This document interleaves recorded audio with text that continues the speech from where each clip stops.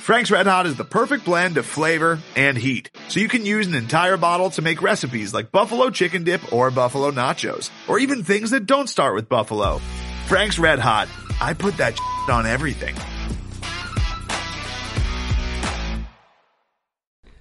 Hey, Craig.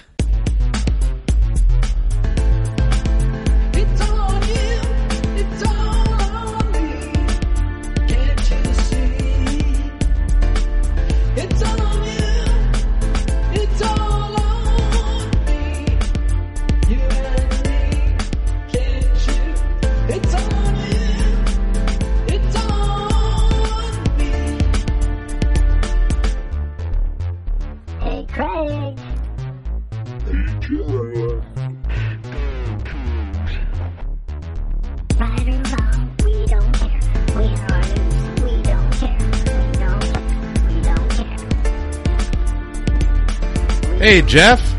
Hello. Wow, I just saw so I like blew out the level on that one. So good luck with that. And sorry if your ears hurt right now, podcast listeners. Yeah. Well, we're just so damn excited. We're so damn excited. A lot of stuff to be excited about right now. Yes. This is Podcast versus Everyone, episode 145. I'm Craig Powers. With me is Jeff Nusser. And today there shall be no discussion of football, maybe football, but today primarily we're going to preview the men's and women's hoop seasons, one of the most anticipated season for either in a long time. We're very excited to do that. But first, Jeff, we got to talk about one of the best program we have.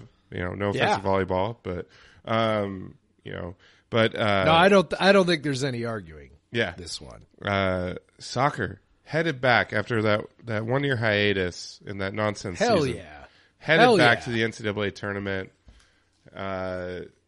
Awesome stuff. Yeah, they are playing Montana, who they beat a couple years ago in the tournament by a fairly substantial margin, 5-1. Very excited. Potentially Tennessee or Lipscomb in the second round. Probably, we figured it out. They don't seed anyone outside of the top 16. Probably a 6 seed, which kind of aligns roughly, exactly where their RPI is, right? So, yeah. When I looked at the RPI, and because I'm not familiar with all these other teams, and it appears that the committee more or less seeded pretty much along RPI along RPI ranking, which whatever. It seemed like they gave a little bit of bump to people here and there for conference championships, but more or less went in line with their RPI, which whatever, I guess. And so so we ended up somewhere that appears about a 6 seed, and again, like you said, that appears to be maybe just about right.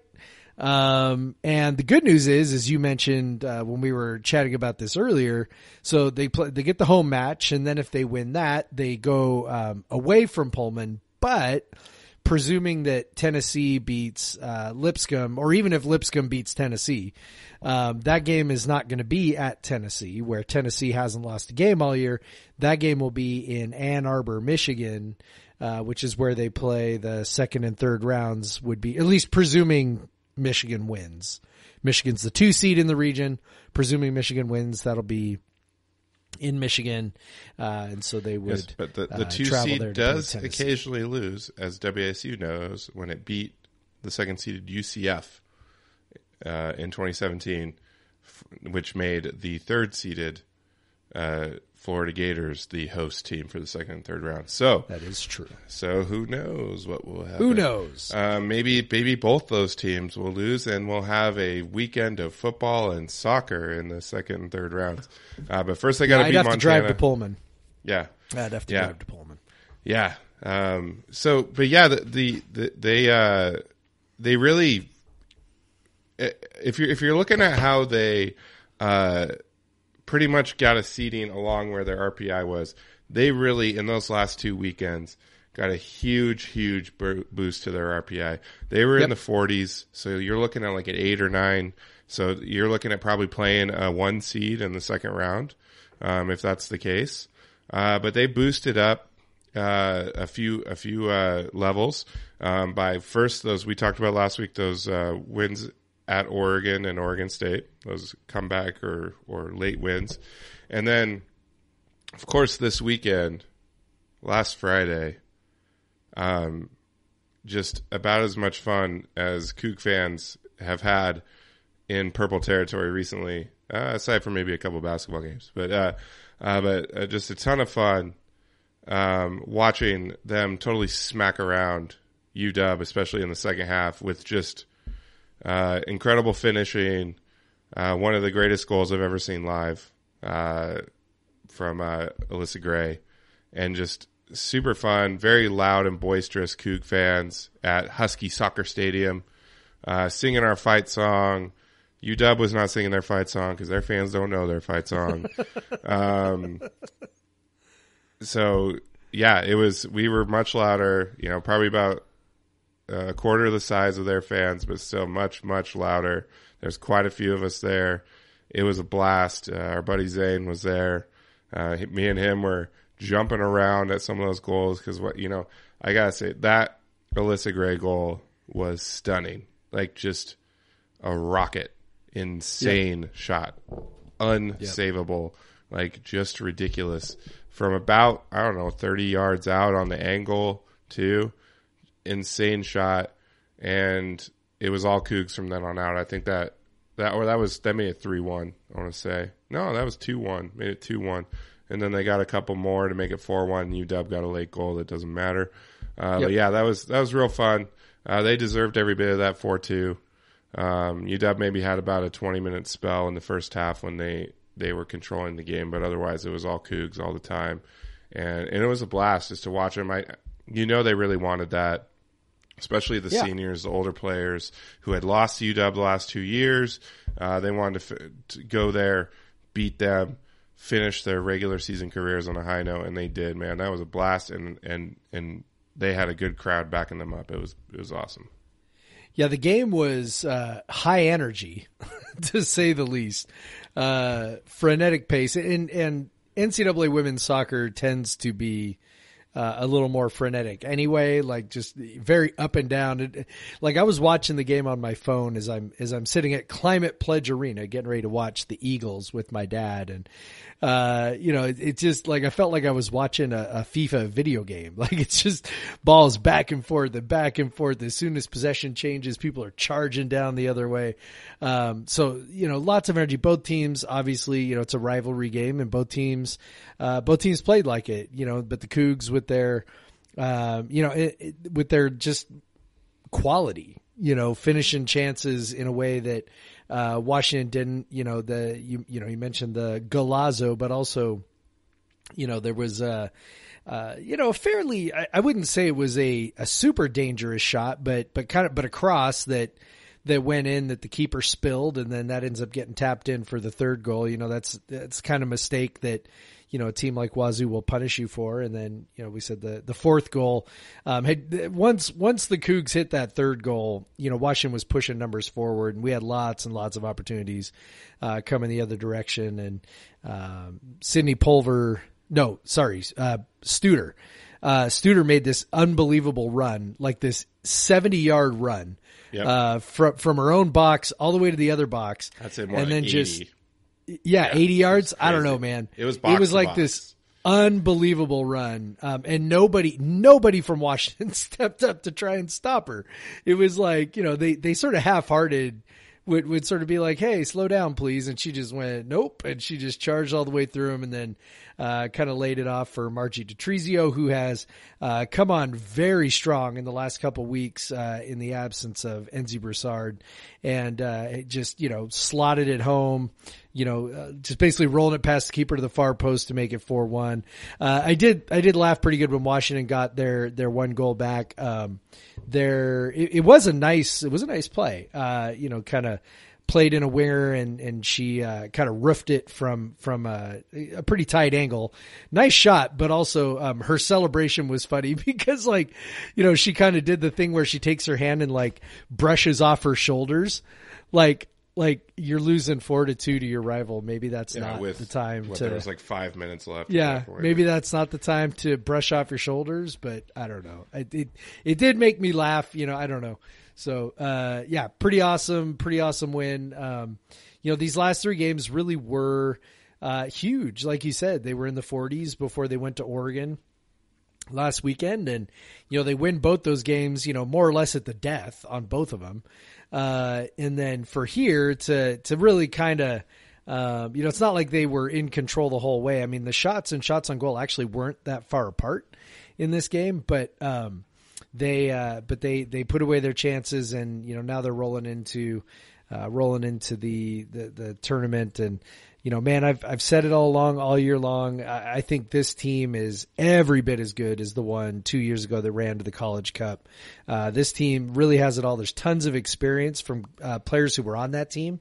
There's about 5 or 6 players who played pretty big minutes for that team 2 years ago. A few of them were starters on that team. So this team is experienced and talented, and I'm extremely excited to see where they go from here. Yeah. I don't know what more you can say. Super hyped for this weekend. You of course will be with me at my daughter's birthday. Yeah. So do we know if Round Table Pizza has Wi-Fi, or if not, how are we doing this? I got unlimited data, so we're good. Okay, we're good. Right. And iPads around the table. Yeah, so we'll do that, and then we'll watch the Oregon football games. That'll be fun.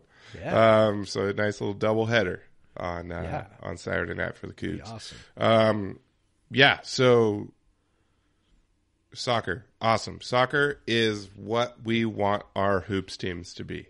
Like, I would be over the moon if our hoops teams, both of them, were regular participants in the NCAA tournament and made an occasional run to the Final Four.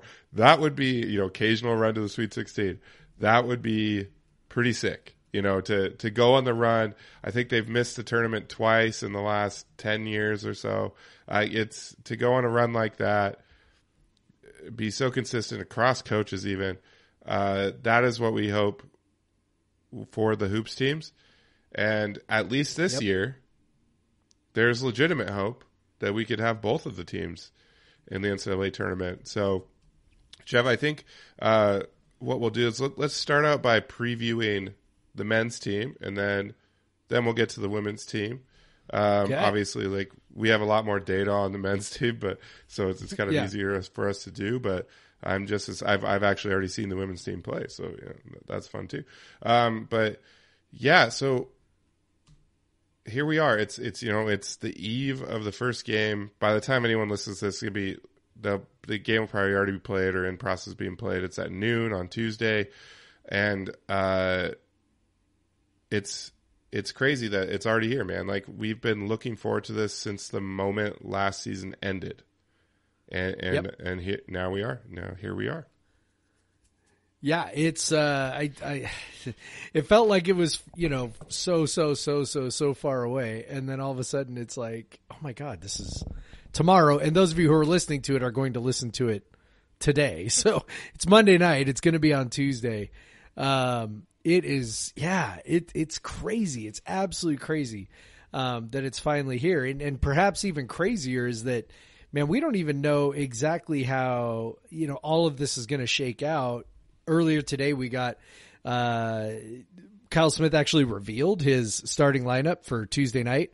And it involves freshman sensation Mohamed Gay in the starting lineup, because apparently F.A. Abagidi's been dealing with some kind of knee injury, which we kind of knew about.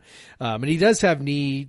That's part of how he ended up at Washington State in the first place, was suffered a pretty devastating knee injury at the academy he was at in Australia. So I'm sure they're just being overly cautious and just trying to take it easy. I guess he's got a minute limit, like 20 minutes or so for the opener. But pretty wild. The rest of the lineup: Terrell Roberts and Michael Flowers, Noah Williams, and then Deshaun Jackson. No, it wasn't Noah Williams, was it? Hold on. It was Noah Williams. Yeah, it was Noah Williams. Okay, there we go. Noah Williams. Yeah, Noah Williams and Deshaun Jackson. Sorry, I was second guessing myself for a sec. So yeah, Yeah, pretty interesting to see that 3-guard lineup going without a true wing. And I have a feeling we're going to see lots and lots of lineup combinations. Kyle Smith likes to do that early in the year, so I wouldn't read too much into the starting lineup, but still cool to see it. Like we're here, we made it, we're here. Yeah, and part of what has built the hype is some of the preseason rankings we've been seeing, particularly in our advanced stat rankings. You know, they've been on Bart Torvik. They've been, in the 50s roughly for much of it. They're sitting at 57 right now. On KenPom, they're sitting at 63. Now, none of those are guaranteed. In fact, it's very rare that you start at 63. Well, not rare, but it doesn't always happen. The teams that have started at 63 in the last 10 years, which is 9 seasons, minus 2020, obviously, twice have went to the NCAA tournament. And then the third one is Rutgers in 2020 would have went to the NCAA tournament. So the 3 out of 10, that's pretty good, like 30%. Yeah, that's not too bad. Now, what you don't want to do is end at 63 because no team has gotten an at-large bid. You've had 3 teams win their conference tournament, Vermont, Liberty, and Hawaii in one bid leagues. Hawaii when they were in the Big West. If you end at 63, you're most likely have not been good enough to get, an NCAA tournament at large bid. Yeah. And that's what they're looking at. Like with how the conference is stacked this year, I'm not expecting a team that's going to win the conference, especially how young they are. There's definitely talent on this team that you think in the future they could potentially win the conference, but right now, no. They do seem to have that talent to make the jump to the NCAA tournament if everything falls right. If they get the right wins in there, if they have a good non-conference, there's not really a lot of wiggle room there. But there's at least they're not playing a bunch of 300 and below teams. They have some teams near the top 100. So that helps. Games they should win, but wouldn't be so terrible if they lost, wouldn't be so damaging if they lost. But really what we've talked about, in the past, and what I'm writing a story about, and I'll finish it after this, is that Kyle Smith generally overperforms expectations. And we talk about a coach is good. He's built such a reputation as being a good coach, and he's never went to an NCAA tournament. He's never even went to the NIT. He's went to like some of those pay-for-play tournaments, like College Insider. But he's never went to the NCAA tournament, but he's very highly regarded in his profession. And it's because he overperforms. So, Jeff, what we're looking at now is if they overperform this year above expectation, that will be an NCAA tournament team. Yeah, they don't have to overperform by that much to get there. Like, they don't. There doesn't have to be a real dramatic rise in order to get into an area where you typically expect an NCAA tournament berth. So, you mentioned starting at 63 in KenPom. If you're in the 40s, that's usually a pretty good sign. Unless you've got some sort of, you're in the 40s. Sometimes you see teams in the 40s with kind of a, a middling type record. That obviously doesn't do you a whole lot of good. But if you get in the 40s with, a decent record, you're pretty much punching your ticket at that point. And even the 50s can sometimes get you there depending on, what kind of wins you got and, maybe you have a signature win or something like that. But, just to kind of give a good sense of how they are looked at this year. So, KenPom's predicting 19-12 overall, 19-12, 10-10 in the conference. So of course the Pac-12 plays 20 games at this point, the regular 18 game schedule plus, 2 games, two games in the what we would consider sort of the non-conference portion. So we play Arizona State and USC, and I think that's sort of a major reason why I know some people feel kind of iffy about the schedule, which you alluded to. But when you've got those two extra games against USC and Arizona State, like, I mean, that more or less kind of functions as high level non-conference games, even though they are technically conference games. And even though they count towards the standings and all that, it comes at that time of year where, you would potentially be trying to play somebody who was good. And then also, it's just two more chances playing two teams that, either will be in or will be contending to be in the tournament. Arizona State is a team that is sort of perpetually, seeming to be on that cusp, or just, barely getting in. They are ranked just above us on KenPom 58, so that's a great opportunity to get, especially with an away game. That's going to be a quadrant 1 type game, right? So, you get that one. USC, that's going to be at home. Again, another quadrant 1 type game. Those are two opportunities that you get based just because of Pac-12 scheduling now that you wouldn't have gotten in years past. And it makes it so that maybe you don't have to, go out and try and schedule another, high major opponent, which is really, as we've learned, is really, really tough for WSU to do. So you've got those two games. Plus, as you mentioned, they've got some tougher, mid-major type teams. You've got UC Santa Barbara is sneaky good. Boise State obviously is pretty good under Leon Rice every year. South Dakota State, also sneaky good. New Mexico State is pretty good every year. These are all teams that are ranked between like 80 and 110 in KenPom. So, tricky games we still should win, but also, kind of tricky in the sense that, these are good teams. They don't suck. And, so they will definitely test us a bit, even if maybe they don't bring the same name recognition. But yeah, we really do need to not have too many stumbles. That's of course the risk that you take, right? Like you can't have high profile stumbles. You can't be losing to like Seattle or Winthrop or something like that. Right. In your non-conference, if you want to play the game where you don't have opportunities to get big non-conference wins. Yeah, and I think we have more validity in kind of discussing the KenPom numbers and how they relate to getting into the tournament now than maybe in the past because they use net and there's a lot of similarities in net. I mean, they kind of copied it. They just they put more emphasis on wins and stuff, which I don't have a problem with. Kind of get a win bonus. Yeah. So it just to get a little more nerdy here though, Jeff. So if you look at how does KenPom actually rank his team? So what he does is he uses something called adjusted efficiency margin. So he takes your adjusted offensive efficiency, which is basically how many points you'd score on 100 possessions against an average team, and then you subtract your adjusted defensive efficiency, which is how many points you give up in 100 possessions against an average team. So WSU right now is sitting at a plus 1309 adjusted or efficiency margin. So on average, Kyle Smith, well, one, he's jumped up 30 spots or 20. He's jumped up 30 spots roughly in KenPom on average throughout his career. On an average season, he jumps 30 spots. It's been more so at WSU actually.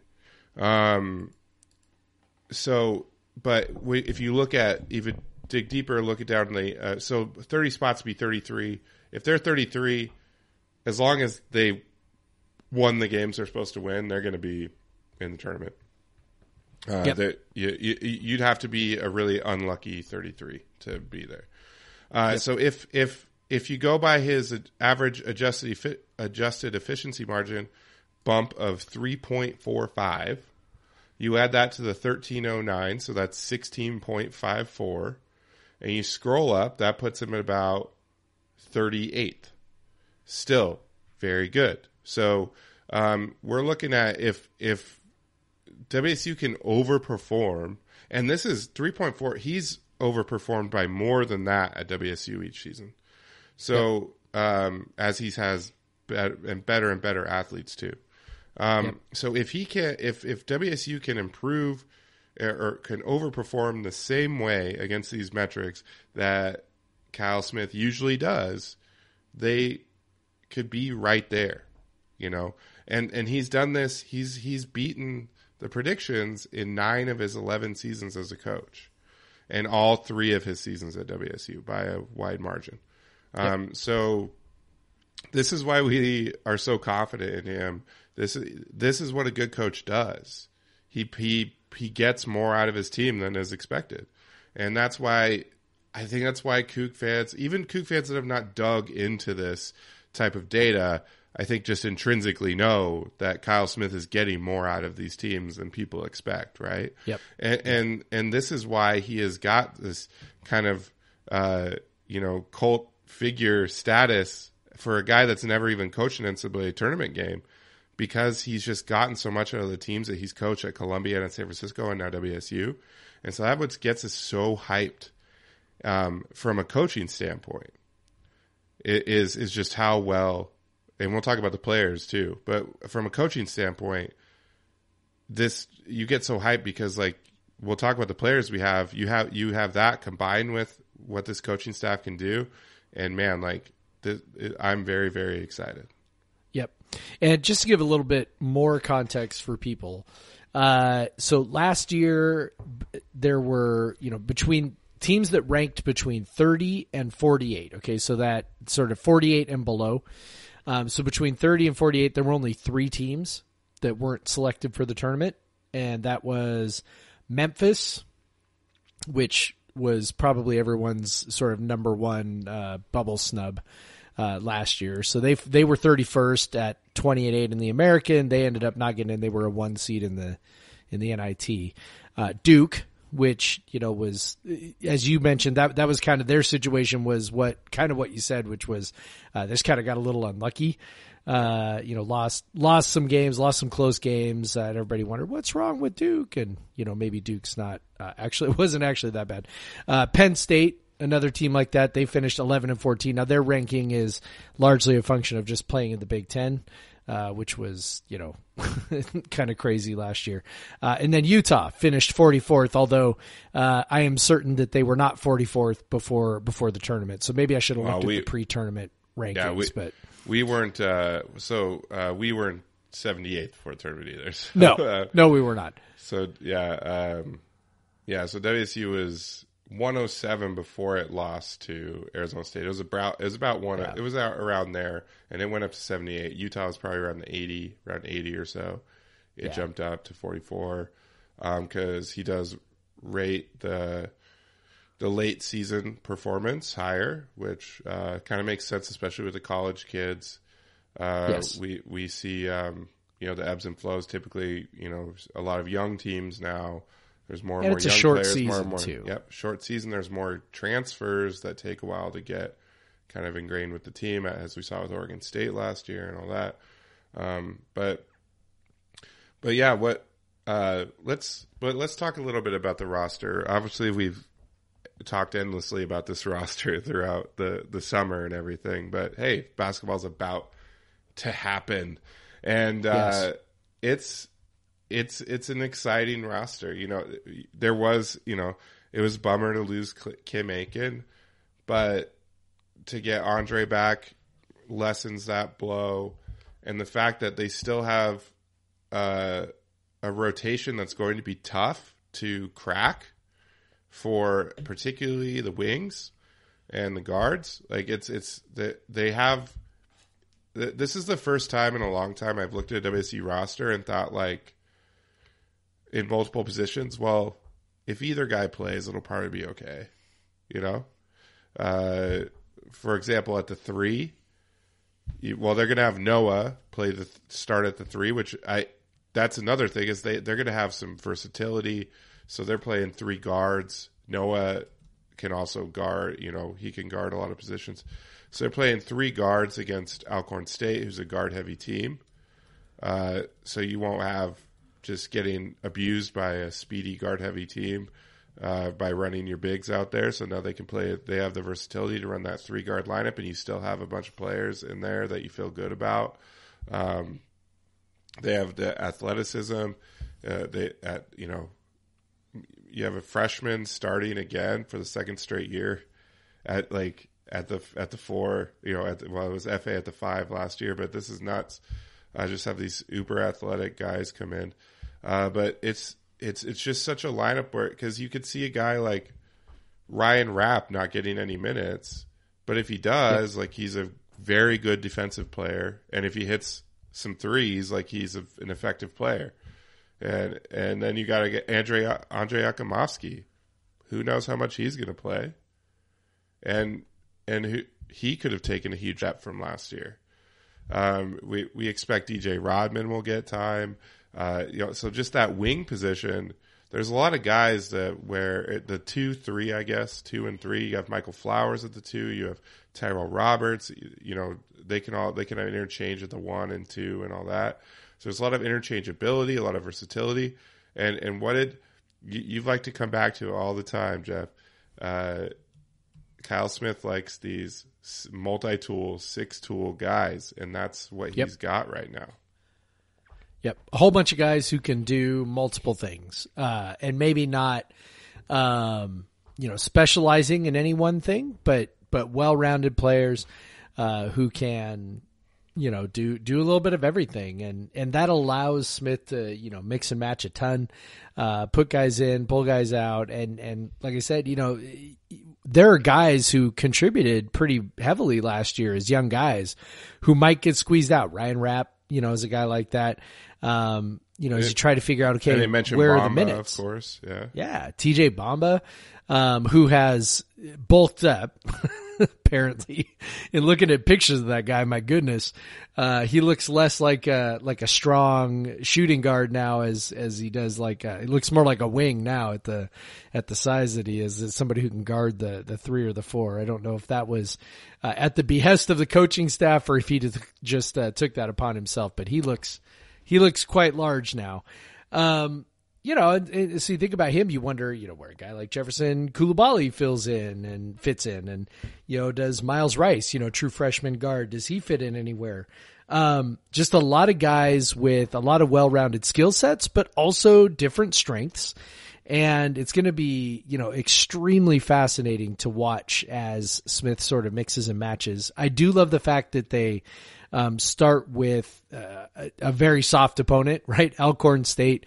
Frankly, they should, blow them out fairly handily, just on athleticism alone. So you've got that, and then you take a little step up with Seattle, again, another team that they should beat fairly handily before then you move into, as we talked about, a reasonably decent team in UC Santa Barbara. So, it's a nice schedule, a nice incremental schedule to kind of build up, especially as apparently they're dealing with injury issues, and just kind of see how they kind of push the buttons here and there. It'll probably be a little rocky at first, I'd be honest. I'd be a little surprised if they come flying right out of the gate and just score. They might, who knows? They've got some really that 3-guard lineup with Roberts and Flowers and Noah, man, that is a lot of offense with those 3 guys.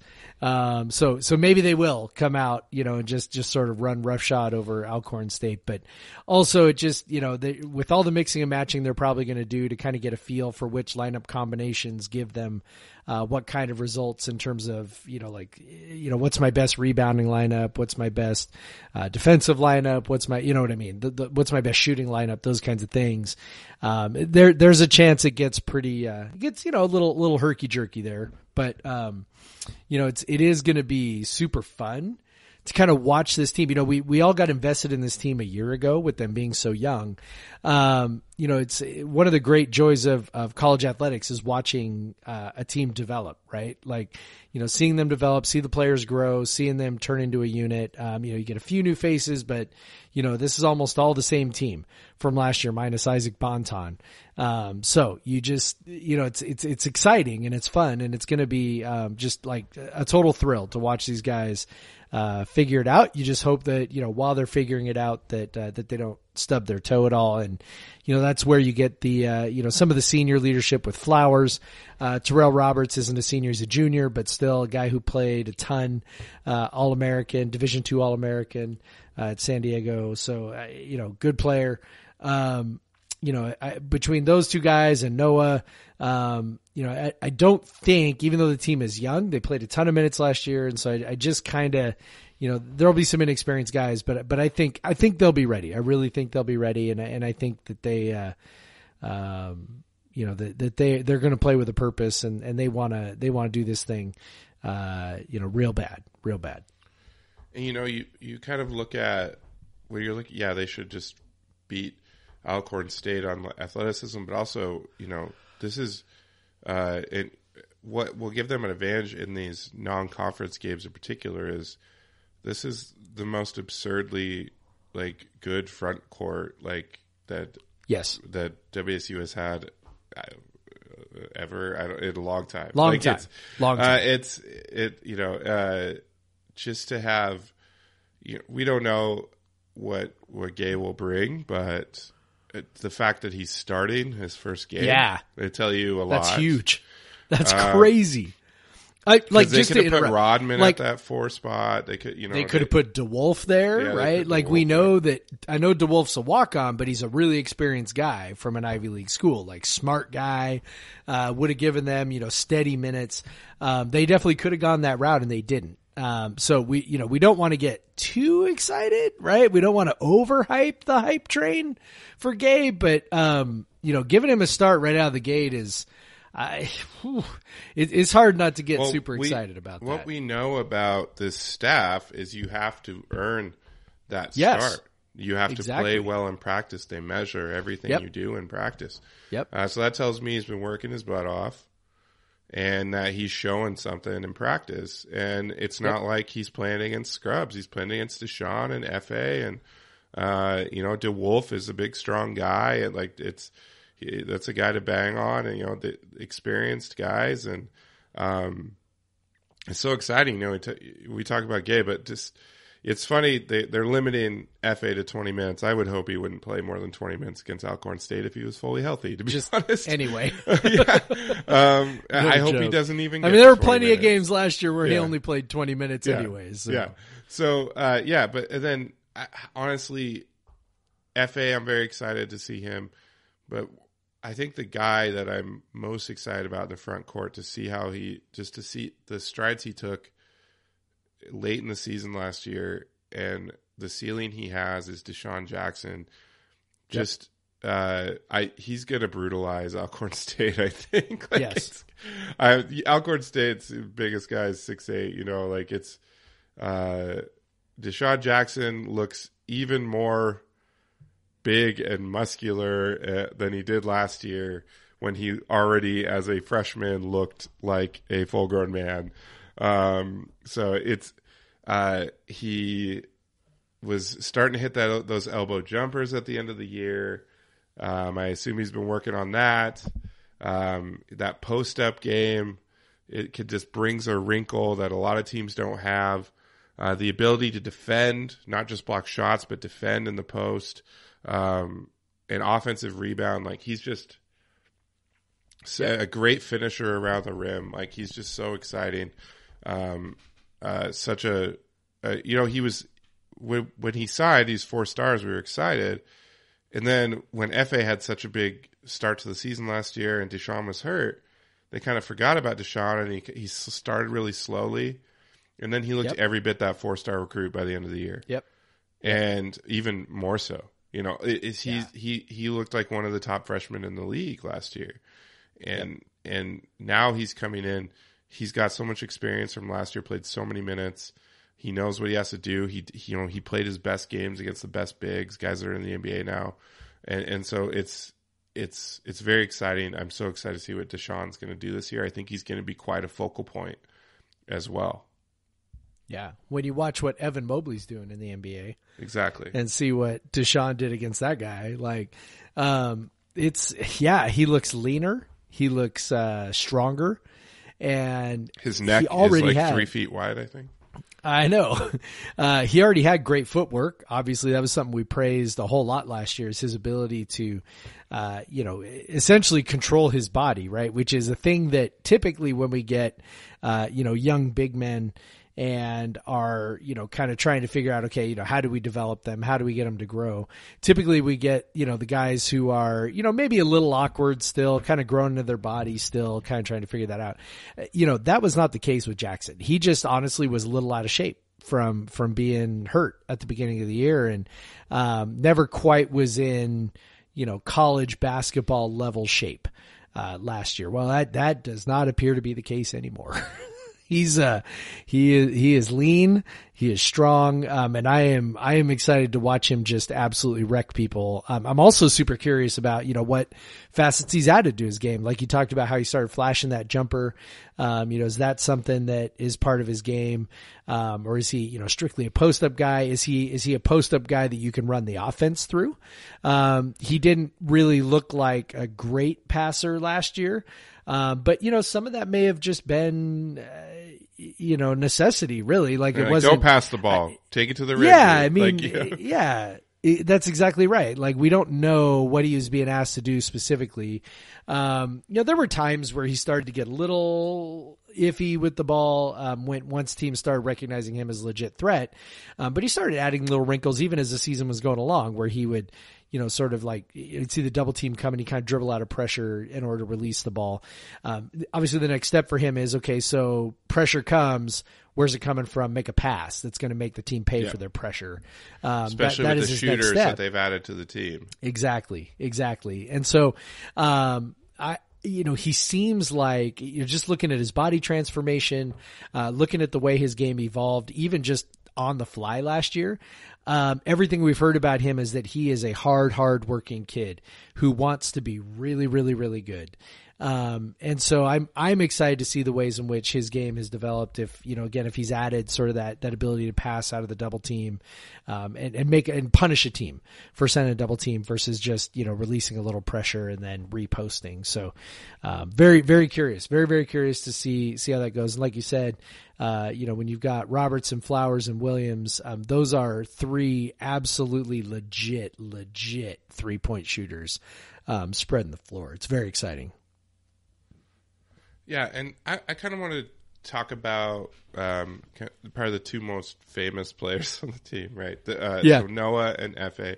Let's start with Noah. You just mentioned Noah. That it's just play that back in your mind. Think about what you just said. Think about Noah's freshman year. What that jump shot looked like, and now he is a legit 3-point shooter. Just shows the work ethic this kid has, and how badly he wants to be good. And then he has games like Stanford and Cal and just where he takes over games offensively, tears my Achilles, he's just, he became, when he was called upon, when Bonton was injured, he actually did something that CJ was not able to do last year, the year before, was just take over games. Ellaby struggled to do that, and Ellaby's in the NBA now. But Noah just has that mindset, and he has that skill set because his ball handling ability really, and his quickness off the that first bounce quickness and stuff, just has that ability to be a go-to scorer. And you couple him with Flowers, who can also do that, and then, but that'll maybe take some pressure off him, having a couple more shooters on the floor, like Roberts and Flowers. And then also, I think I expect improvement from guys on some of the young guys in that regard too. What do you expect from him? Do you expect another jump, or maybe it's just maybe not being such the focal point that he was last year? You will see some efficiency gains through that. Yeah. So speaking of things that I'm super curious about, I am really curious about how the usage is divvied up on this team this year. If Noah steps into that primary scorer role, where he's, leading the team in usage while he's on the floor. Because I'm not exactly sure how this goes. Michael Flowers, was a guy who's been, the highest usage guy everywhere he's been. I don't know. I kind of assumed that he would at first when he announced his transfer. I kind of assumed he would step right into that Bonton role as the high volume, high efficiency offensive player, but maybe not. Maybe some of this shakes out. I know that Terrell Roberts was a super high usage guy. Again, that was D2, but also, this is a guy who has been a primary scorer in the past. So you've got these guys where you've got Roberts, who has been a primary scorer. You've got Flowers, who has been a primary scorer. Both those guys have been primary scorers where they were. Then you've got Noah, who would, typically project to be your highest volume shooter here. He was 26% usage, 28% shots last year. So, yeah. I mean, Torvik projects him to be, the highest usage guy on the team. So, will he be? I'm not exactly sure. Bryce Hendricks, who did those awesome offensive defense previews for our site last week, kind of talked about how Noah's defense seemed to suffer just a little, when he became a higher usage offensive player. So, in those games where he was carrying the load offensively, wasn't as much of a defensive force as we have gotten used to. And that makes sense. Not right? unique to Noah. Totally. That happens to everyone. That's everybody, right? So it's, the more energy you're expending on the offensive end, the less energy you have for defense. And they were, moving him off the ball a little bit. It's very difficult to be a high usage scorer and also a primary defender, with the kind of assignment that takes a lot of effort. So you just don't see very many guys like that. Michael Jordan is a guy who did that back in the day. It's a hard thing to do. And so I'm again curious to see if maybe they try to dial back some of his offensive usage to get the most out of him on defense. Where he, would really need to change his game if he is going to be that high usage scorer, and truly be efficient as a high volume guy is he just, his ability to drive, I think, needs to get a little bit more diversified. He needs to be able to take people off the bounce going either direction with either hand. I think those are kind of big things, even if he can just at least go to the opposite hand and pull up for a jumper. Like if he can at least do that, if he can go to his left and stop and pop, just use his left to even get just a little bit of space. I think that even makes kind of a world of difference. But I mean, I'm not putting anything past the guy. I mean, a year ago, you and I sat here and we went, yeah, well, you're not going to get much offense from Noah. I mean, actually, if he develops a decent 3-point shot, that's kind of a game changer. But, he was so bad. I mean, nobody's expecting that. And then he shot 124 threes last year. And then he did it. I mean, he shot 5 times as many threes as he shot, or 4 or 5 times as many threes as he shot as a freshman, and made 35 or 40% of them. 38%. Yeah. So I wouldn't put anything past the guy at all. Again, I think he's another guy who wants to be great. So I'm again curious to see what he has added to his game. I'm also curious to see him physically. Kyle Smith mentioned that he seems to have developed a little bit more physically, a little bit more broad shoulder.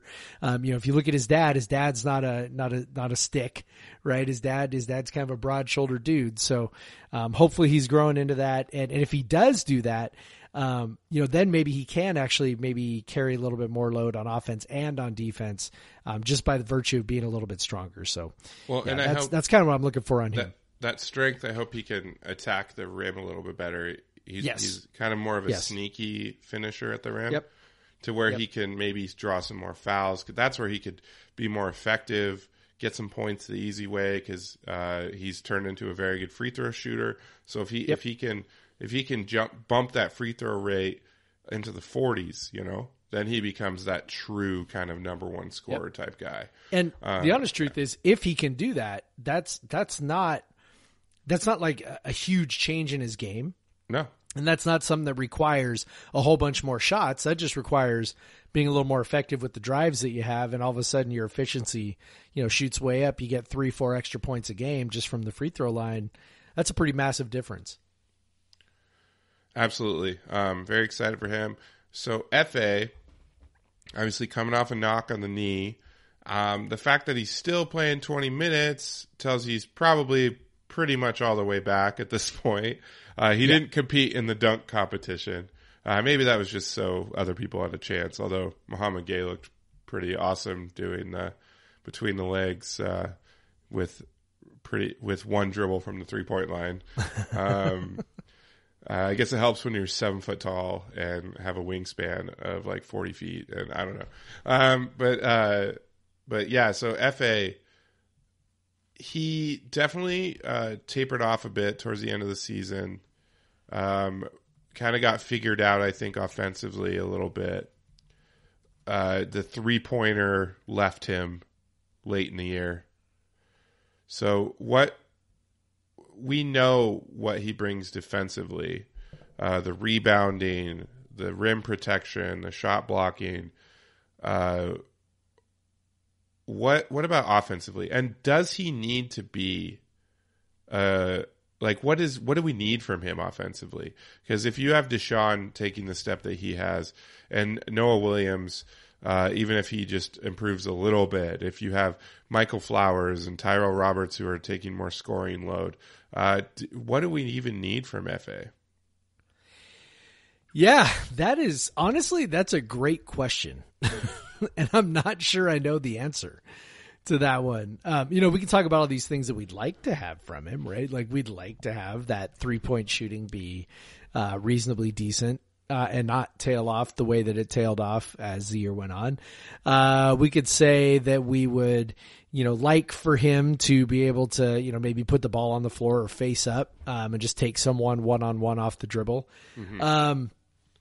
If I had my, if I had my druthers, right? If it was the, like what would I most want? I think that is what I would most want. I would want him to put the ball on the floor, be able to face up, and take people, 1-2 bounce and then dunk on someone. Yes. I think that's the most important thing. We want him to dunk on people. Just lots of dunking on people. Yep. That would be the thing that I would want, that I would be looking for. A 3-point shot would be nice. But what you really want is for someone to play to their strengths. And last year it was really obvious at times that he was just a really inexperienced basketball player.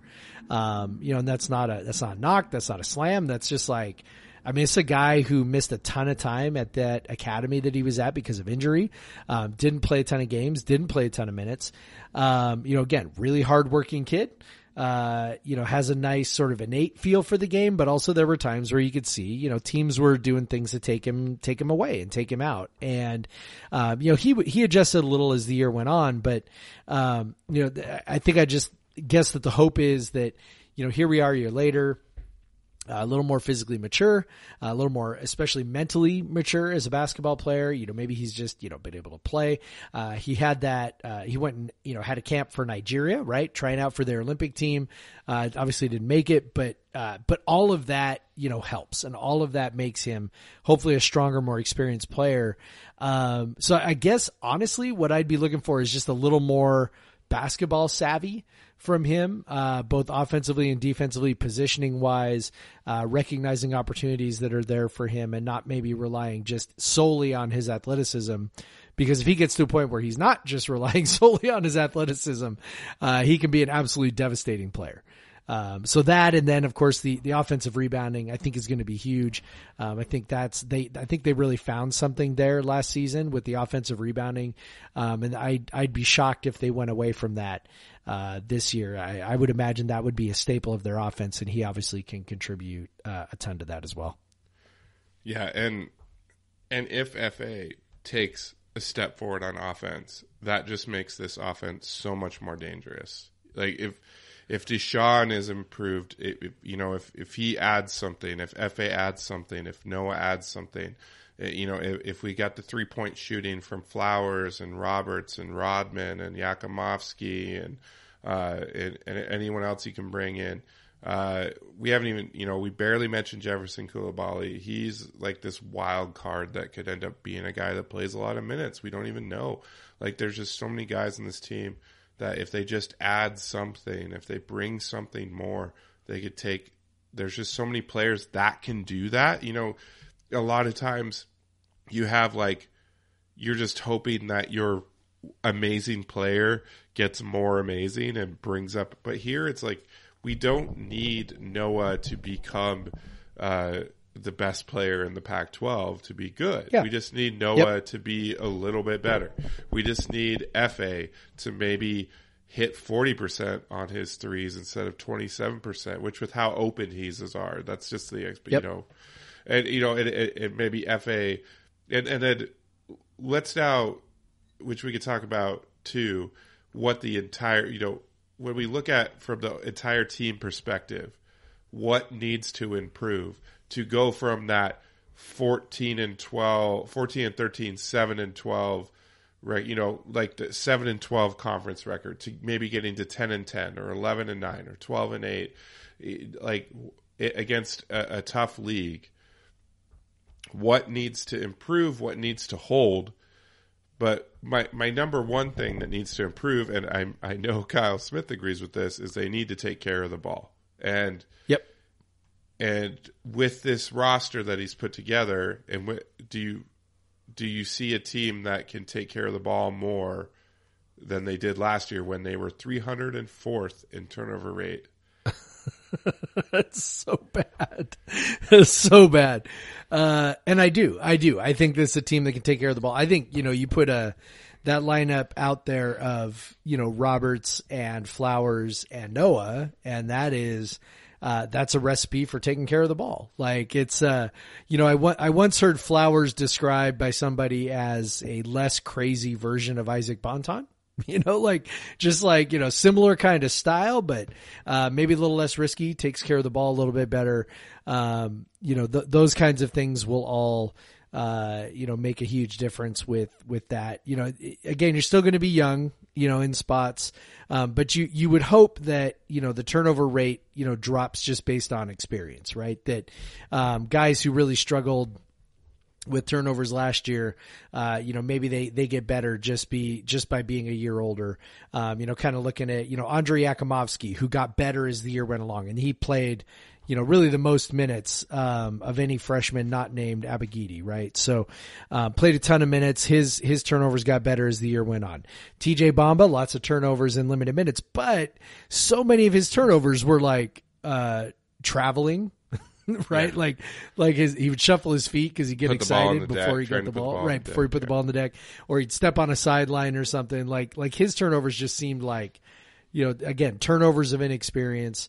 You know, our bigs were actually pretty decent at taking care of the ball, which is you know, a little bit actually unusual in the sense that, you know, you get.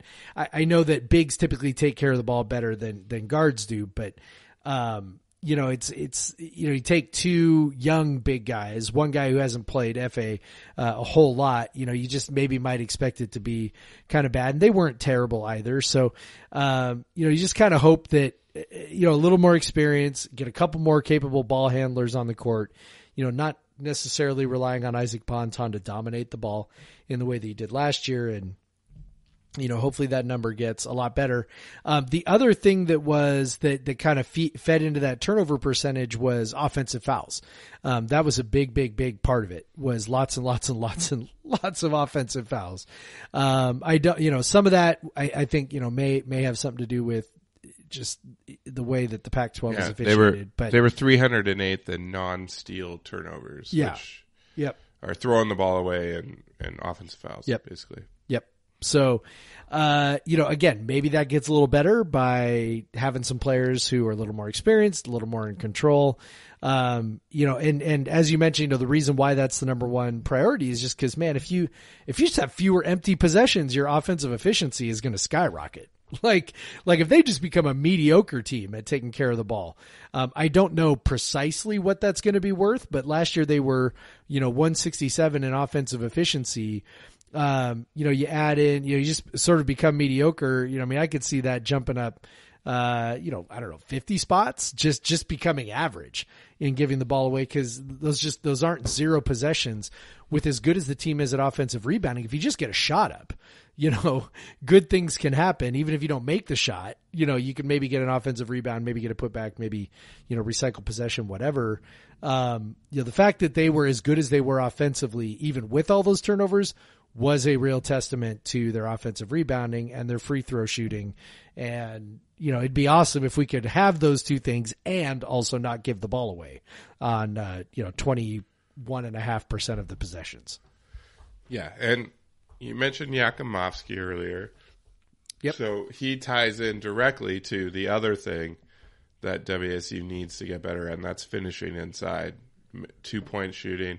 One thing I think, not having a guy that's, where Bonton took a lot of like 15-footers, contested 17-footers and stuff like that, that hurt it. But also we had some guys that just weren't finishing well inside last year. Even Deshaun could tick up. They were 303rd in 2-point percentage. Deshaun could tick his up 48%. A guy his size, I would expect to be 55%, honestly.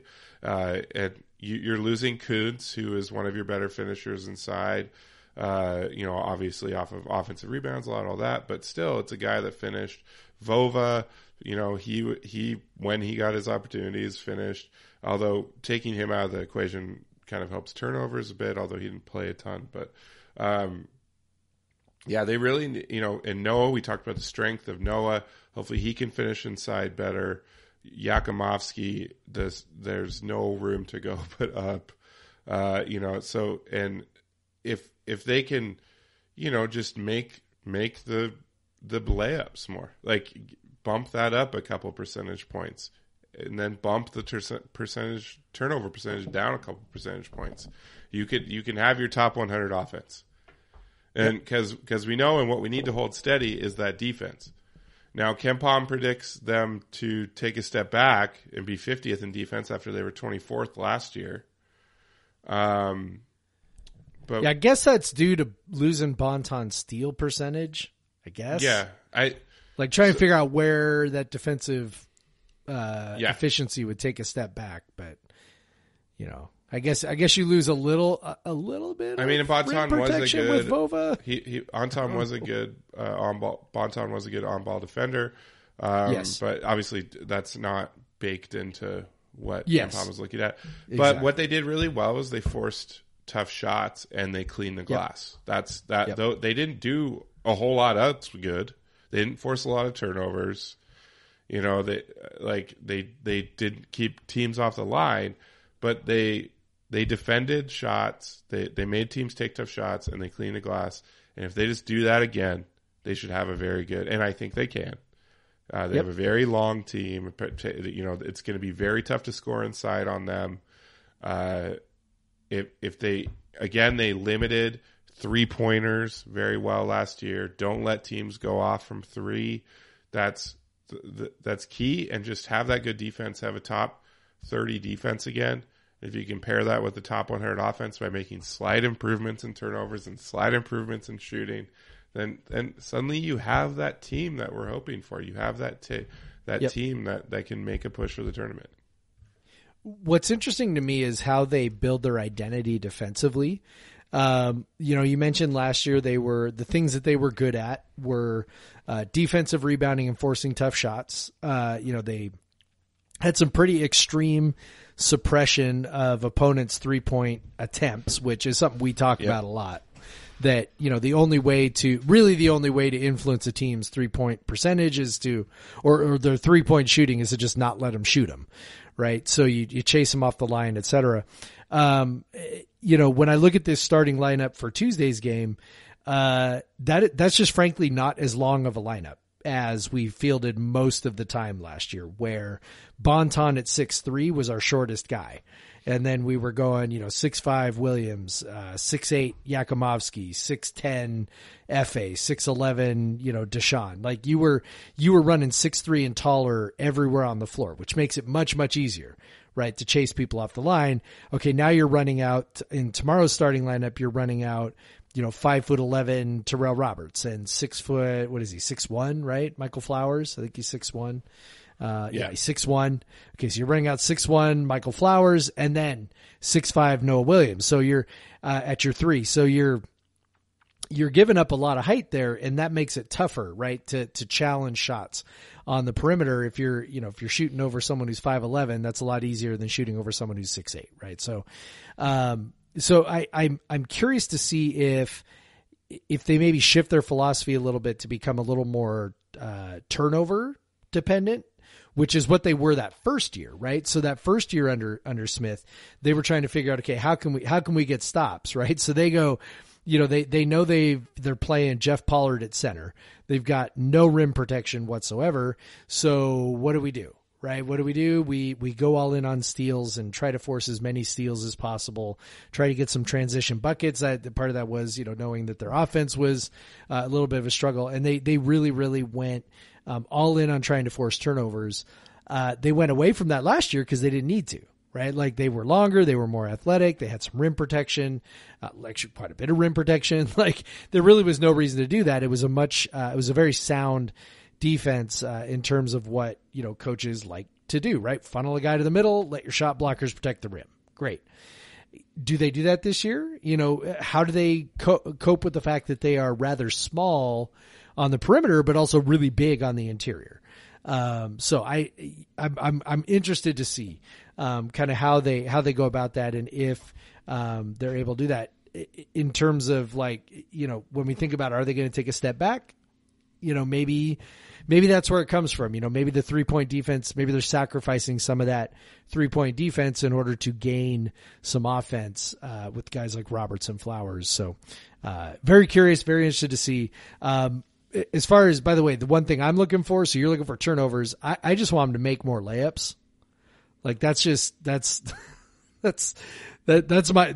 I'm looking for, man. No, jeez, for the love of God, man.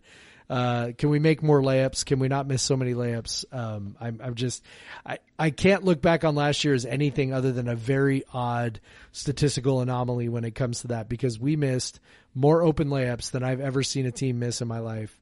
And I'm hoping that some, like, mega regression is on its way for that one. Cause if you turn the ball over less and just make some more layups, it is really, really not hard to see a path to a top 100, top 75, top offense. And then again, you pair that with a top 20, top 30 type defense, and you are cruising toward the tournament. All right. We're well over an hour deep into this, but yes, we are. But quickly, the most difficult thing, let's get what do you expect to happen, your prediction on what will happen this season? Tournament, baby. I think we're in the tournament. I think we're heading there. I think that's where we're going. I think Kyle Smith, as you said multiple times, his teams overperform. This team has everything I think it needs to get into the tournament. In fact, I don't even think it's even like they're that much of a bubble. I'm gonna predict them as like an 8, 9, 10 seed, somewhere in there, comfortably in the NCAA tournament, and we are partying all the way to, I don't know, Sacramento or wherever the regional is this year. Yeah, that's what I was thinking too. I think they end up a top 40, top 45 KenPom team, and they again, yeah, I was thinking an 8 through 10 type seed. Hope it's a 7 or a 10, obviously. So yeah, I think they can fall under those lines. There's just so much upside, and not all of it has to hit for them to be good. Yeah. So that's exactly right. That's what I look for, is if they just make like basic improvements here or there, then they're the team that they need to be to get to the tournament. They're going to have a lot of tough games. There's going to be a lot of 50-50 games. So they're going to have to, and honestly, what makes me feel better is I think that Kyle Smith is a better coach than a lot of those other coaches. So win those 50-50, because he's beaten some of these teams when they weren't 50-50 games. So now that he's got the squad, let's see what he could do. Expectation for me is the tournament as well. So let's go. On that note, do it. Let's take a break, and we'll come back. We'll preview the women's hoops team as well.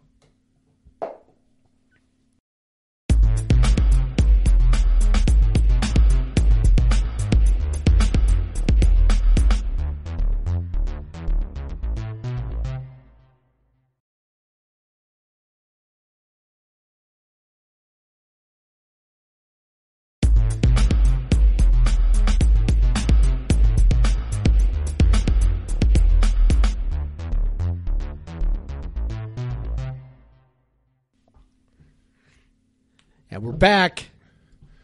All right, Jeff. Well, I have to ask you.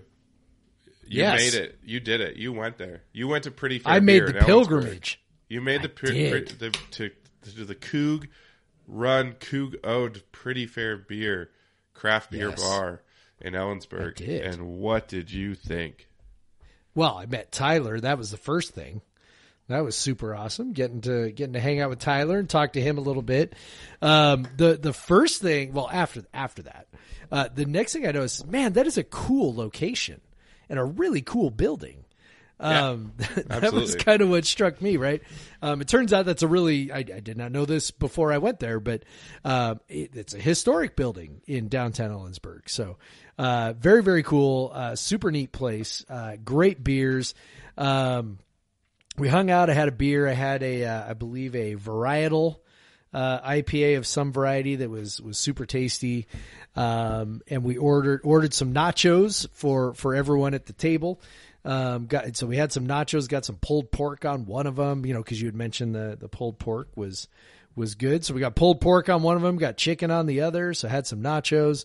I had a little bit of beer. The kids had some soda, right? Cause now it's, they got their restaurant license. So, underage people can go in there and then, got some time to, just shoot the shit with Tyler for a few minutes, talking about, what they're doing over there with Pretty Fair Beer and what they want to accomplish, and it's super exciting. And then I picked up a few fresh hop pints to go, took them with me. And in fact, that's what I'm having tonight is one of those guys. That's awesome, dude. Yeah. I'm glad you could experience it.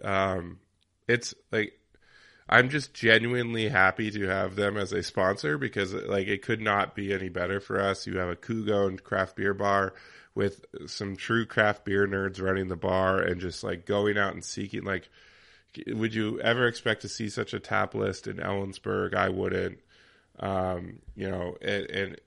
Just the stuff they have, it's excellent. I'm already kind of just trying to guess what you're drinking tonight now. But yeah, I did tweet a picture of it. Oh, well, I haven't looked at Twitter. I've been talking hoops.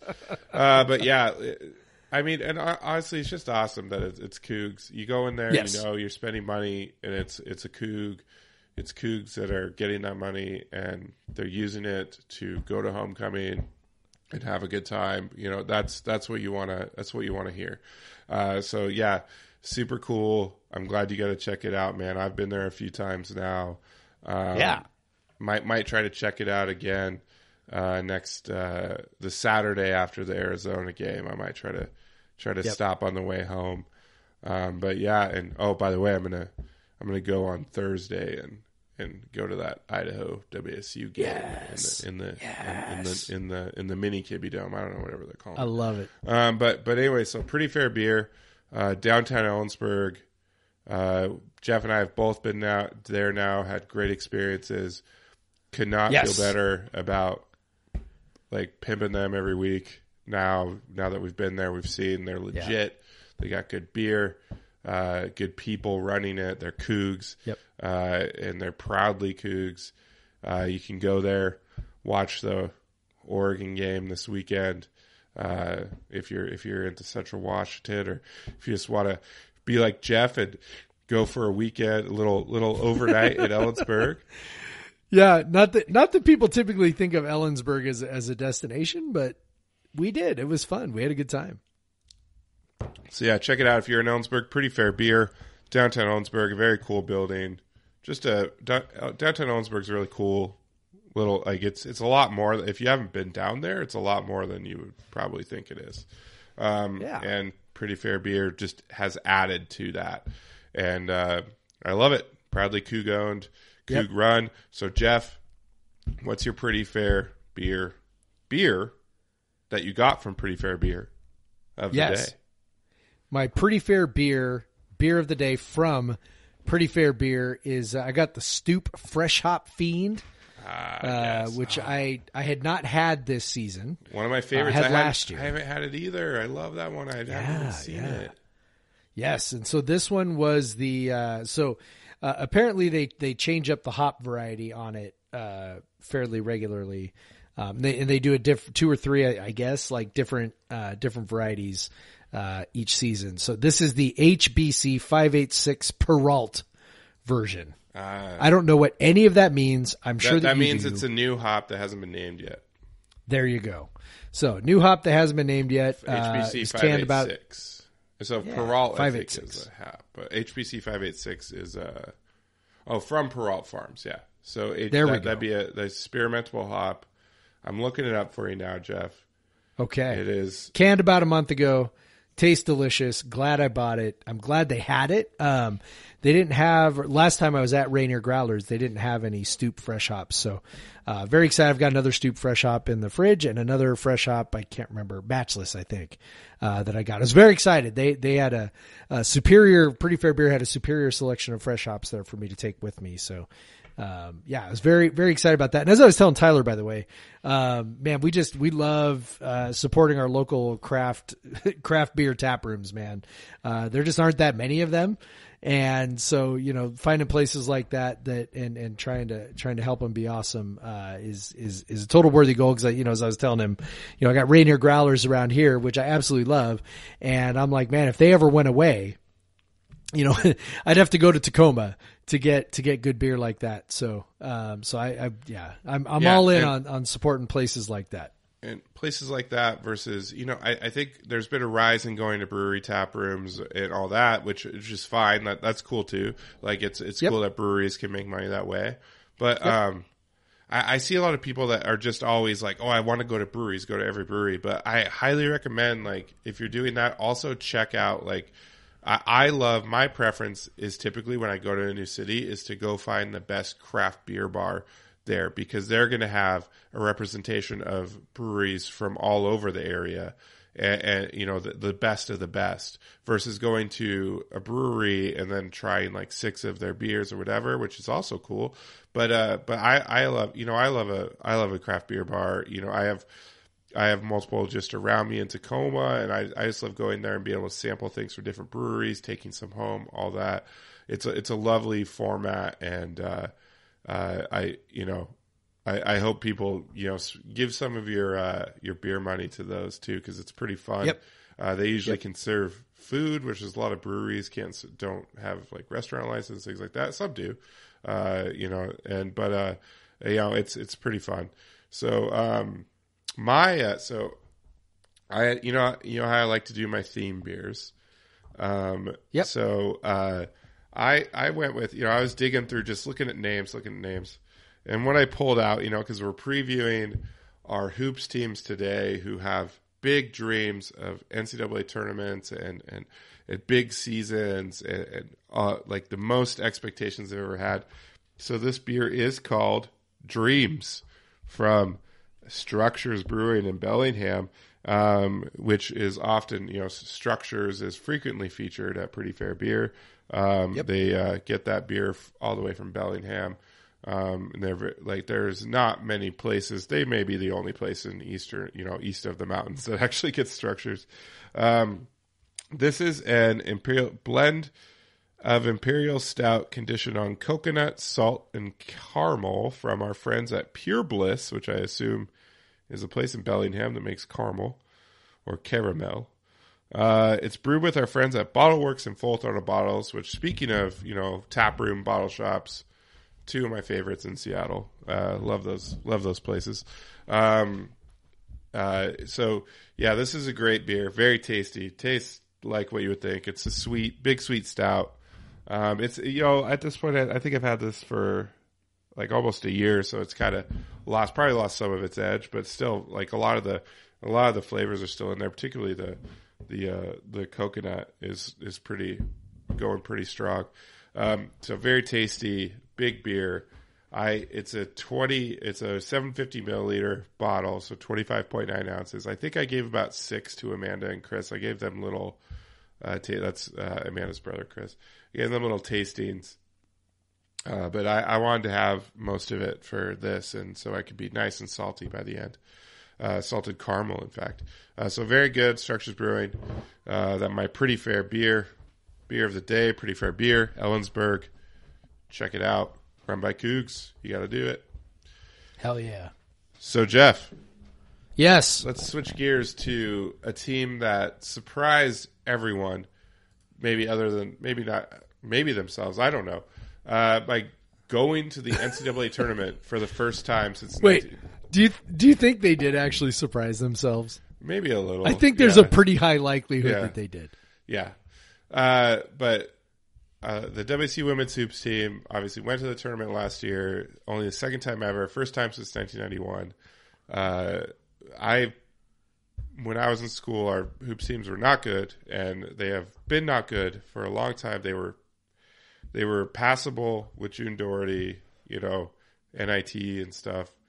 But now this is the first time I've ever been really hyped for a WSU women's hoops team, and it's because they're returning pretty much everyone, including their kind of all-world player, Charlize Ledger-Walker, who, as a freshman, was incredible and still has a lot of room for improvement, which is very exciting. And this team, obviously they get Charlize's sister back on the super senior year, Crystal. That helps with the guard depth, and I'm hoping she doesn't have to take quite as big of a role in the offense as far as shooting this year, because I'm hoping for improvements from Johanna Tadare, Lula Matuga, Bella Margaretete, Michaela Jones, Grace Sarver, players like that, improve their offensive game, take a little, and then of course Tara Wallach, the freshman, who I think is going to play a lot of minutes, could really be a game changer. But Jeff, what's it like is this the most players you've ever known the name of on a WSU women's hoop team? And is the first time you've ever had any expectation for a WSU women's hoop team for a season, because they just were so fun last year. You couldn't help but watch them. Yes and yes. And let me say this, that may have sounded like super sexist, and I realize it probably did. But really, it's just because this program has been so bad it has been so kind of irrelevant for a long time that there wasn't, even if I was less interested in women's hoops than men's hoops, which I was, I'm definitely more interested in women's hoops than I've ever been in my life. But they're a big part of it, honestly. But they still didn't give us a lot of reason to pay close attention, particularly when I was in school, when they would lose every game by 40 points. But this is I went to that game, that exhibition game a couple of weeks ago, and I was just like, I know every player on this team, and I know what they do, and I'm so excited to watch them do what they do. Yep. For me, it's a little from column A, a little from column B, where it's like, okay, yes, some of it was, I just really didn't pay that much attention to women's sports. WSU women's basketball is not a sport I ever covered when I was in school, when I was working at the Daily Evergreen. And then they were always bad. Now they were okay when I was in school. They were not that far removed from their NCAA tournament appearance under Harold Rhodes. They had a really, really excellent player whose name completely escapes me right now. So now I'm feeling very silly for not remembering her name, but really, really excellent player. Team was sort of mediocre, and then sliding off. And Harold Rhodes was the coach, and he eventually got fired, I think, right before I think I graduated. So, and then began the death spiral, for however many years. And then June comes along, and June was a person who I'd covered when I was working at the News Tribune, and she was at the UW. And she brought some life back into the program, but as it turned out, it's part of the reason why she lost her job at Washington was it just seemed like there was a ceiling to what she did. Now, she did have one deep run into the NCAA tournament, but beyond that, it just seemed like her teams never quite, she was kind of, in a lot of ways, kind of the anti-Kyle Smith, right? Where we look at Kyle Smith and we go, man, his teams always overachieve. With June, it was kind of the opposite. Her teams would be expected to do certain things, and they always seemed to kind of struggle to live all the way up to that. And that continued, when she was at WSU. Now, she gets a ton of credit for, and by the way, rest in peace, right? She gets a ton of credit for building a foundation that Kemi Etheridge then comes in and builds on. And so, just kind of, it's exciting seeing a program, take that next step and make that big jump. I think they, kind of like where, with men's basketball, they're like, well, we're actually ahead of schedule. They're like, they were not expecting to be in a position to make the NCAA tournament in Kyle Smith's third season. I bet if you, put a lie detector on Kemi Etheridge, she'd probably tell you the same thing, that, what they did last year was probably, more than what they would have expected heading into the year. So, it is super exciting to watch a team that did already sort of arrive, figure out, okay, so how are they going to top that this year?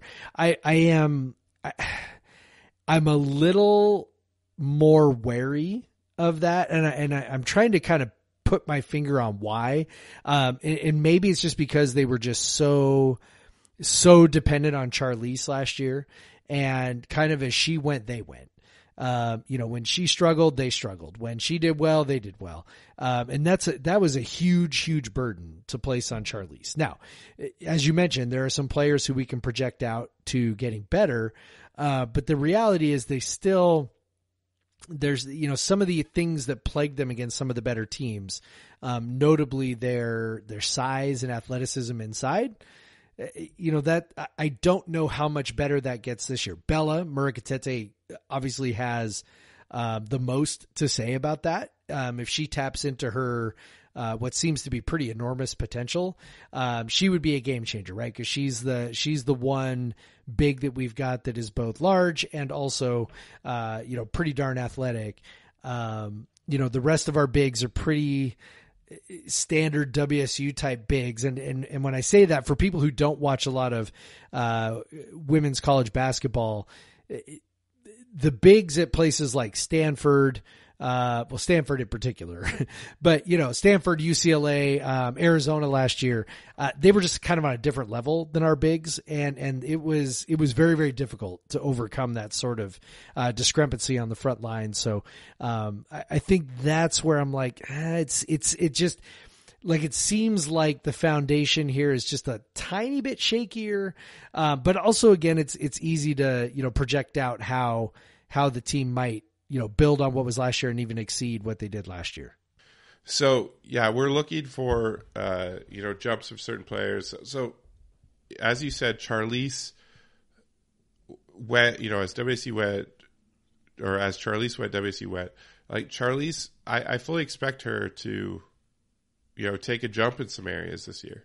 I think, I would, expect her to shoot a little better. Maybe take a bump on that 2-point percentage, a bump on that 3-point percentage. One thing she was very good at was taking care of the ball. One thing the team in general was good at was taking care of the ball.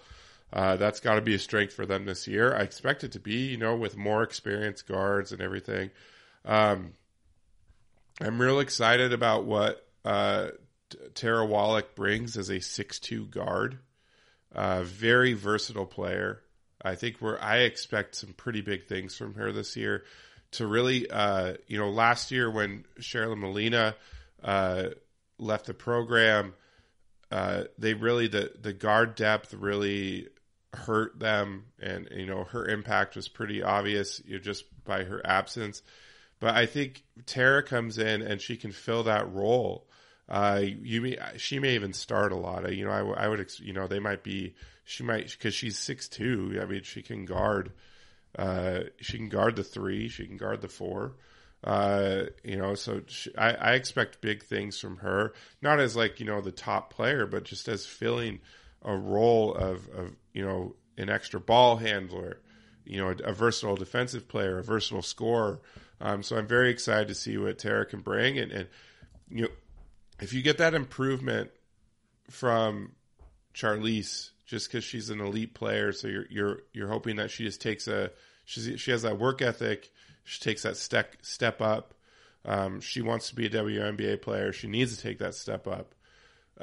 So I expect that from her. I expect her to get better, be shooting better. I expect her to be more savvy about getting to the free throw line and all that.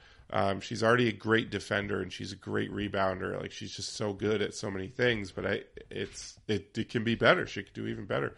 I think Ula is going to be a more reliable offensive player, particularly shooting the ball. She shot 24% If she can do that, from three. that's a pretty big deal. Yeah, if she can do that. If she can bump that up from 24 to 30, 32, 35, because she shoots, like we talked about with FA on the men's team, but she shoots a lot of open shots. So if she can hit them, at 10% jump rate, 8%, that's another 3 a game. That's another 3 points a game, right? I think she's going to take more too. I would expect, she took 2 a game last year. I would expect more like 4 a game from her. And then Johanna Teder, I think Johanna and Bella, really, those are the 2 players that might have, they're 2 most athletic players, and I guess like relative to their position, and probably the 2 kind of, other than Charlize, the highest ceilings. Johanna is just very quick. I've heard her described as the fastest player on the team. She is a very kind of inconsistent 3-point shooter, but she shoots a lot of them. 3-point shooting is a big part of this team. So again, if she can be more consistent from there, she's got a good looking shot. And then if she can add, that dribble drive a little bit to her game, because she's got the quickness to do it. So if she could get in the lane, because she really did, she shot a lot more threes than twos, about 3 times as many threes than twos.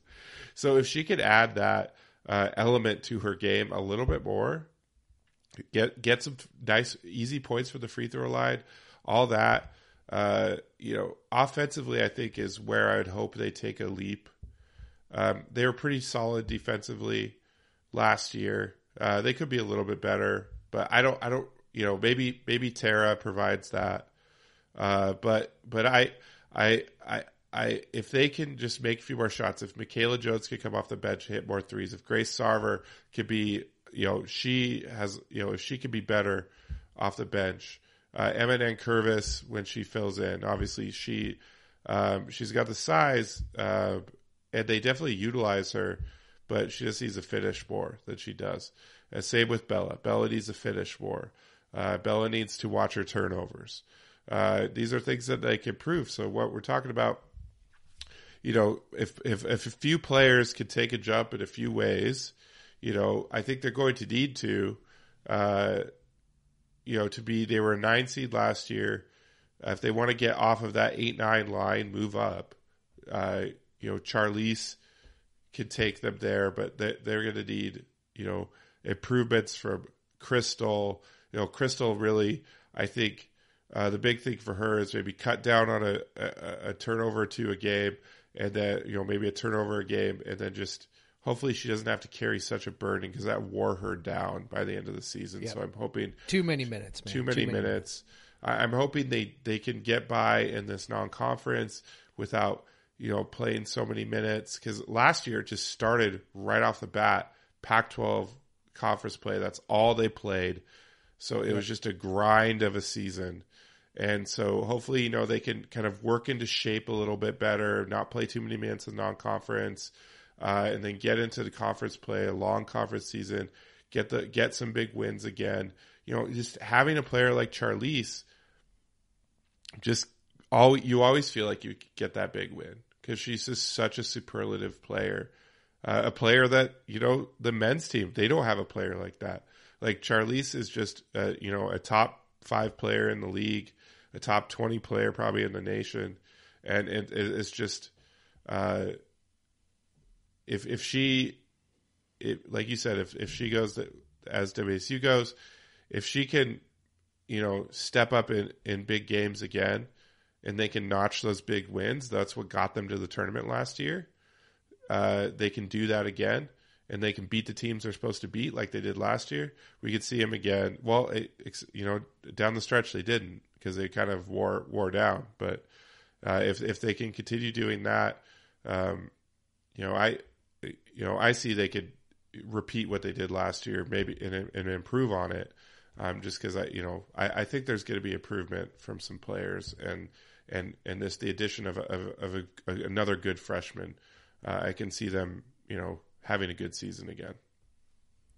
Tadair seems like the person to me that is most likely to potentially be a difference maker.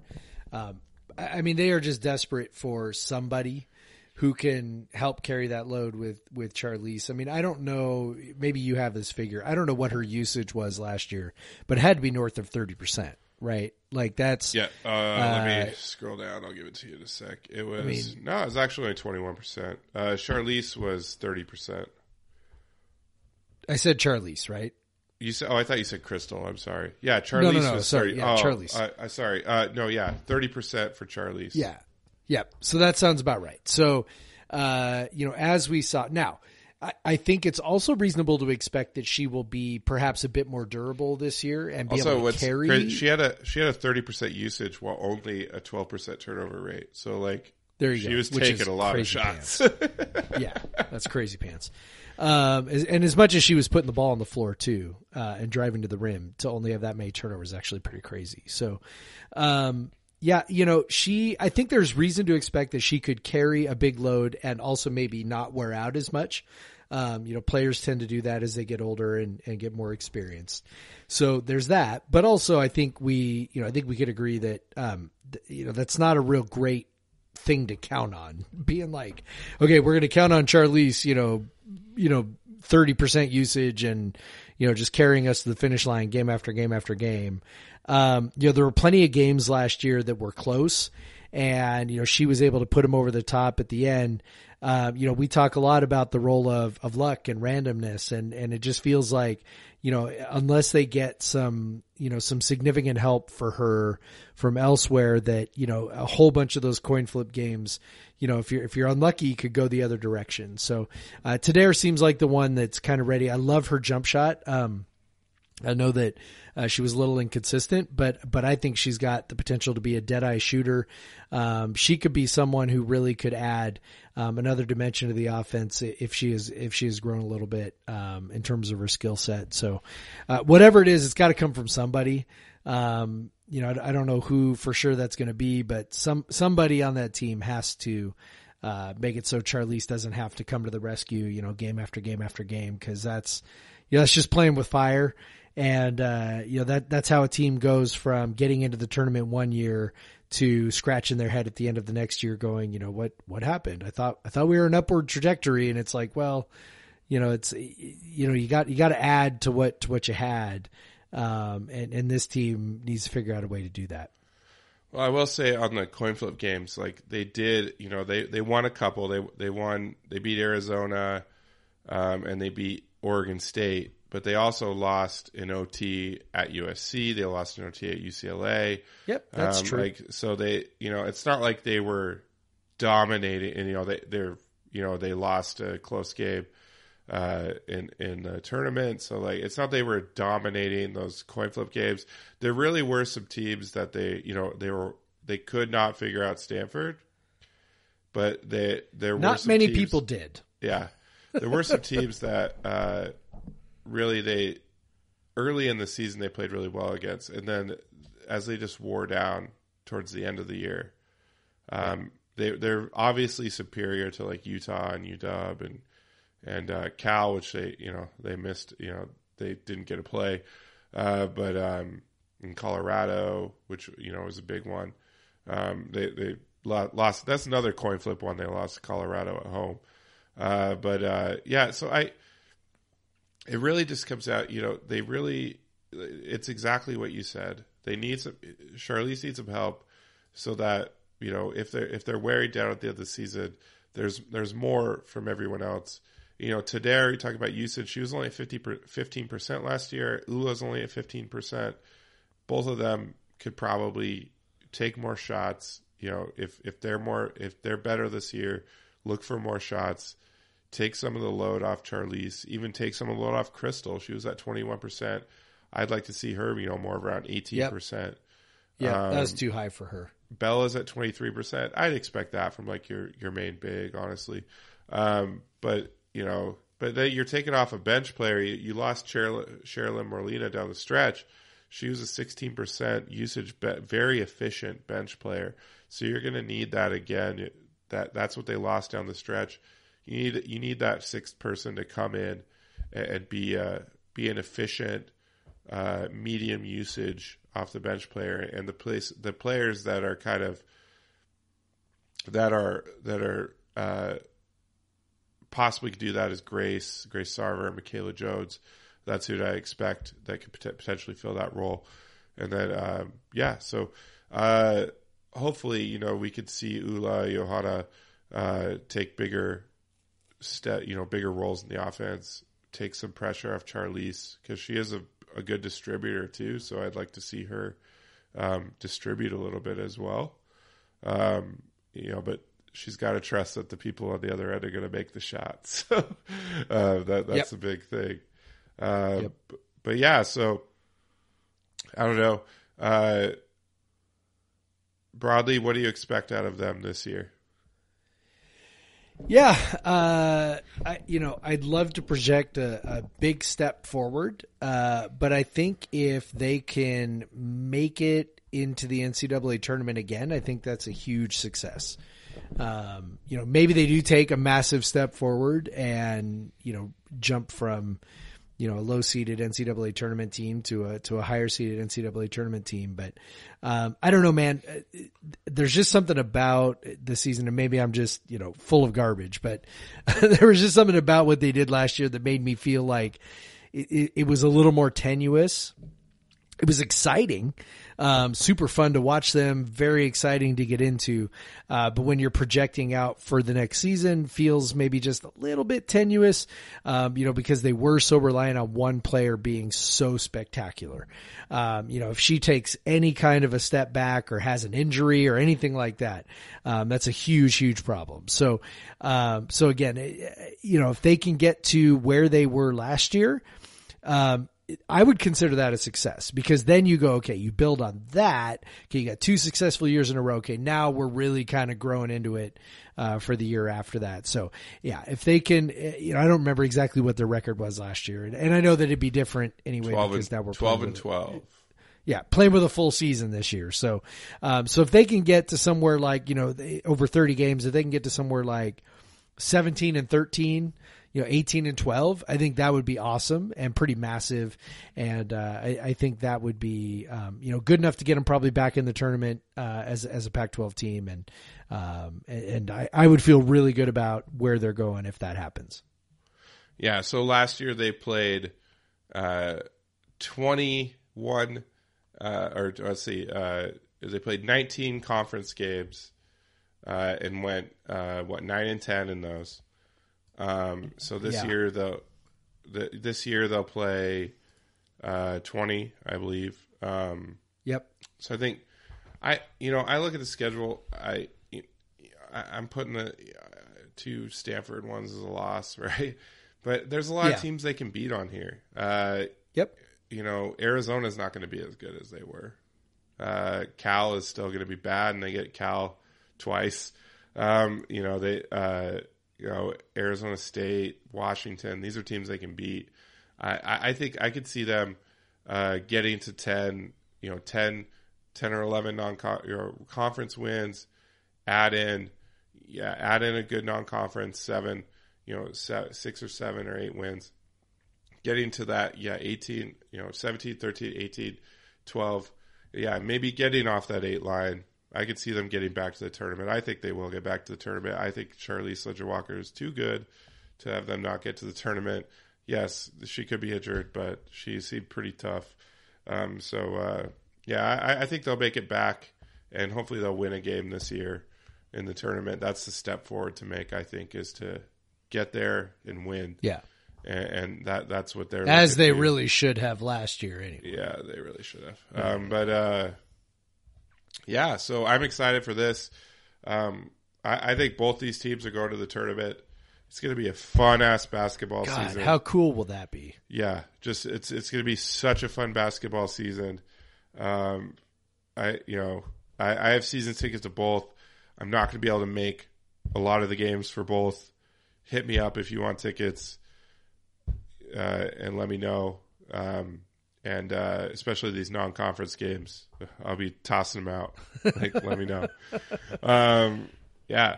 So, yeah, we did it. We previewed both teams. Yeah. I'm excited for basketball season. I love basketball. We're both basketball guys. This is what we want. Yes. This is what we live for. Yeah. And now we have, I love it now that I've adopted, I'm hardcore into the women's team as well. So now I have 2 basketball teams, twice as many basketball games to watch. It's fantastic. Yeah. Bye, family. I loved you. I'll miss you. I'll see you in April. Yeah, it's gonna be fun. Yeah. So I guess if you like what you heard, we're gonna be talking basketball all season. We're gonna be previewing the Oregon football game on Friday. So go ahead and give us a subscribe. Rate us 5 stars. If you want to follow me on Twitter, I'm at the Craig Powers. I'm at Craig W. Powers on Instagram. Jeff is at Pod versus Everyone on Twitter. He doesn't have an Instagram or maybe his family does. Yeah, I do, but I don't ever use it. Oh, okay. But yeah, so don't follow him. That's boring. No, that would be boring. My number 1 recommendation is to not follow Jeff on Instagram. But also, if you have any questions, comments, podcast versus everyone at gmail.com.